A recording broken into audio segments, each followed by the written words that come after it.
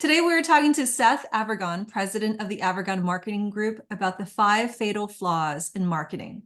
Seth, tell me about flaw number 2, living in a vacuum. Living in a vacuum refers to organizations that are making decisions without market intelligence, or they're making decisions without really anticipating market reactions. And I've seen this several times.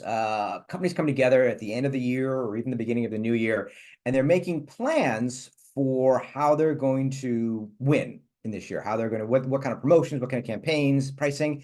So I'll give you an example. I had a client who was talking about lowering their prices in the new year, bringing them down 10%. And in this particular case, they hadn't really thought through and didn't have all the information to make that decision. So in this case, if they had lowered their price by 10%, well, what about what the competitors do? What if the competitor lowers their price by 10%? Are we then going to get into a race down to the bottom and see who can have the cheapest price? That's not really how you want to run things.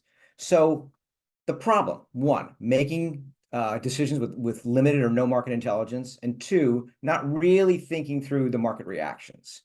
What are your solutions to that? Well, number one is active intelligence gathering. You need to consistently, and this often falls on marketing, you need to be consistently looking at market, the trends, competitors, any emerging technology that could change how products are handled in your marketplace. And you need to do logic tree decision making. And that's what I kind of talked about a moment ago there, where if I lower my price by 10% and they lower their price by 10%, what are we going to do? What happens when I do X? What happens when I launch this campaign or this initiative? How do they respond to it? Do they have a counter campaign against me? What do I do if they do that? So these are the things you want to think about to make better decisions. Awesome. Thank you so much, Seth.